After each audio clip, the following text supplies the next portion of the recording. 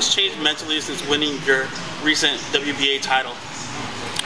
You know, winning the title, it's opened up a lot of doors for me. Now I get ranked within the WBA, and I can start calling out these big names, you know, which is what I've been working for since I turned pro. You seem to have one of the biggest fan followings. Why is that? I know how to network. I know how to put myself out there. The promoters love fighters that can bring a crowd, and that's what I work for. It's part of my job, and I do it. Now, you've talked about how inspirational your father has been. Tell me a little bit about that. Yeah, my father was my biggest fan. He was at almost every one of my amateur fights. You know, I have a video where at times he was screaming, you know, yelling on top of his lungs, and it kind of reminds me of De La Hoya's mom when she was alive. You know, but this is my father, and he used to be the same way. He used to get into it and really pressure, you know, really push me to train hard. And when he passed away, you know, I still go in there with a thought that he's still around, and that's what pushes me to go. Now, is it something where you still fight for him, even though he's not with us? You still fight in his name? Oh yeah, definitely. There's one fight where I fought.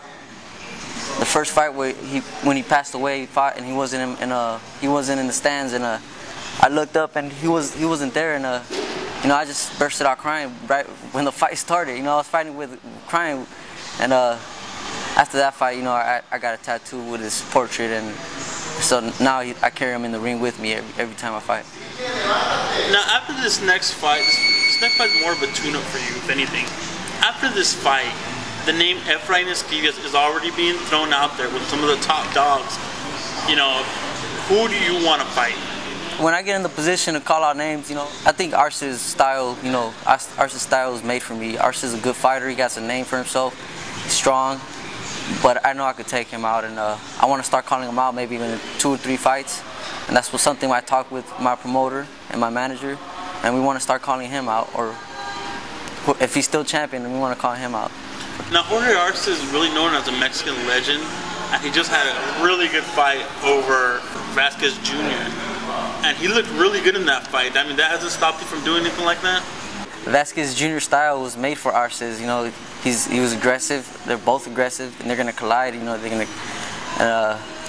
It's just that Arce was more experienced, and Vasquez didn't have no amateur background. I have a huge amateur background, and I think I have real good condition to hang in there with Arce. Except I'll be boxing him more and changing up my rhythms was something that Vasquez didn't do. No, I personally talked to your promoter, Ken Thompson, and he's told me he wants to put you in there with the big guns at the 118 division. Talk about Abner Mares, Joseph Edbeco, Nolito Donaire. What do you think about that? Your own promoter saying that. I mean, I feel like I've been ready for a while. I think I've been ready. I just haven't been able to get fights, but now I'm starting to fight more often, and I think within 2 fights, I start calling out these big names, and I'll be ready for any one of them. How bad do you want that world championship? I want it real bad. You know, one thing when my father was real sick, I promised him I was going to get that title, and that's what I've been working hard for. And I just can't wait till the day I get the title and I can take it to his site.